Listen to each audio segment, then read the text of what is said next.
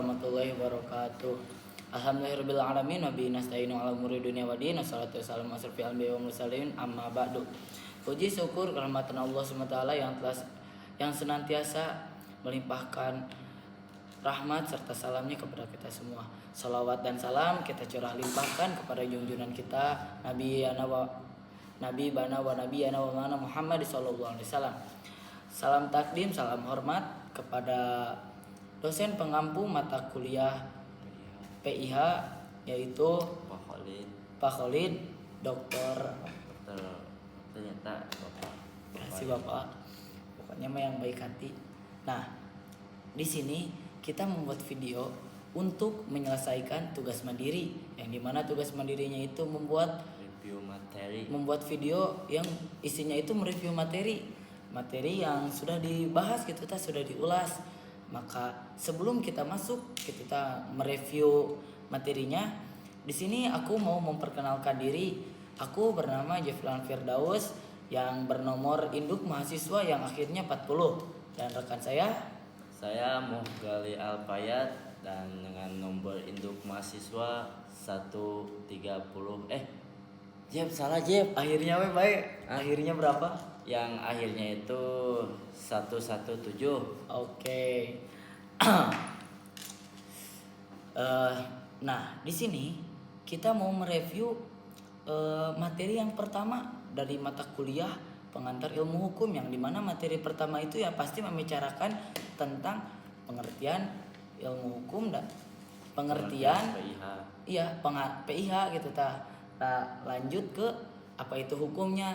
Oke, kita masuk dari pengertian PIH dulu sama rekan saya yaitu Muhgali Alpayat. Silakan. Oke, saya. Baik, terima kasih.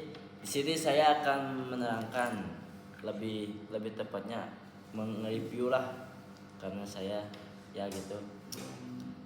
Apa sih pengertian PIH itu? Bisa kita tahu bahwa kalau dari kepanjangan PIH itu pengantar ilmu hukum, yang dimana mata kuliah ini yang mengantarkan jalan ke arah cabang-cabang ilmu hukum.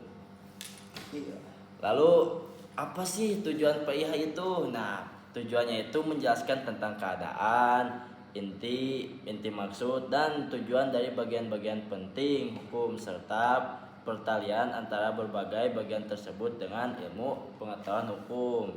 Nah, kalau kegunaannya PIH itu untuk dapat memahami bagian atau jenis ilmu hukum lainnya. Jadi sebelum kalian mempelajari hukum atau ilmu hukum itu, kalian harus tahu apa itu PIH, pengantar ilmu hukum. Lalu fungsi PIH-nya itu yang pertama memberikan pengertian dasar, menumbuhkan sikap adil dan membangkitkan minat mempelajari hukum. Baik, mungkin dari saya segitu. Saya lanjutkan lagi kepada Jepulen.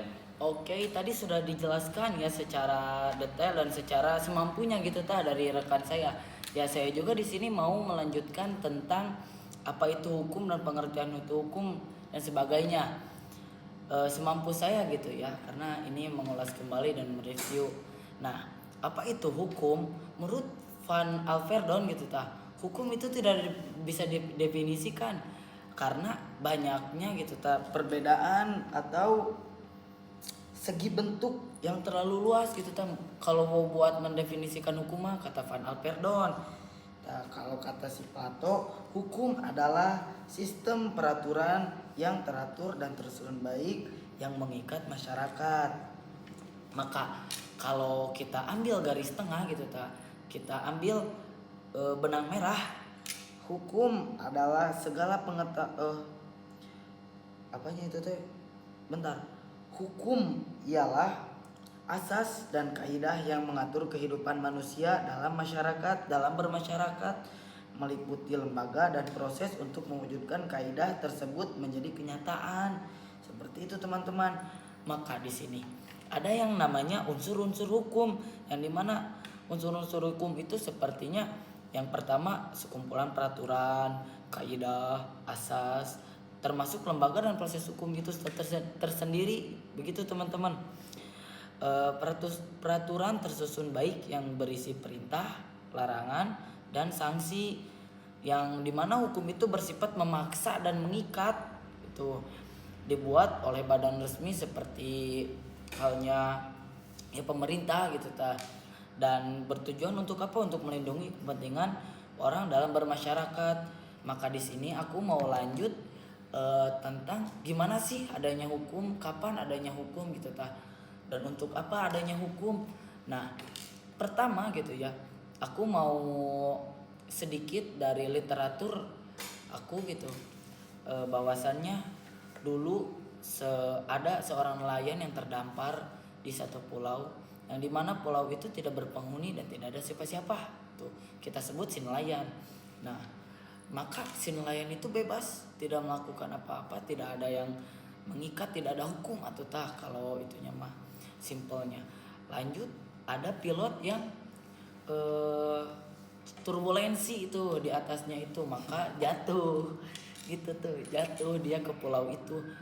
Maka di situ adanya hukum. Untuk apa?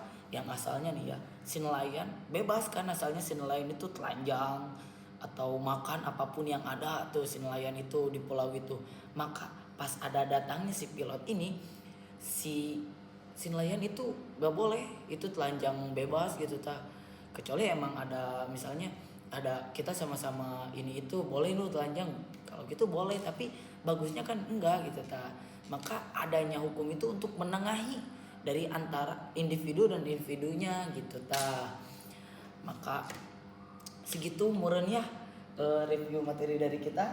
Jadi Bang Jeb, inti Apa dari tuh? perbedaan, takut ada yang nanya nih, perbedaan hukum sama ilmu hukum. Nah, oke, gimana tuh? Nah, jadi kalau perbedaannya itu, kalau ilmu hukum itu suatu ilmu yang mempelajari tentang hukum, sedangkan hukum itu sebenarnya tidak bisa didefinisikan. Iya, seperti karena, tadi. Ya, karena hukum itu Terlalu luas. mempunyai luas lah, gitu, ada di mana-mana, Cakupannya. jadi tidak mencakup kepada satu definisi. Benar-benar. Ya, hukum itu seperti sampah gitu, Ya, ada di mana-mana ya. mana-mana, iya. Iya. Mungkin sok Jeb. Oke, closing statement dari aku gitu ya sedikit, bahwasannya jangan berjalan di depanku karena aku tidak bisa mengikutimu, jangan pula berjalan di belakangku karena aku tidak bisa membawamu, maka berjalanlah di sampingku, maka kita akan menebas segala jalan yang ada. Oke, wallahu muwaffiq ila aqwamit thoriq. Wassalamualaikum warahmatullahi wabarakatuh. Dadah. Awas ombak, awas ombak. Ulah tengah teuing. Ka dieu ka sarisi. Keur di palabuhan heula.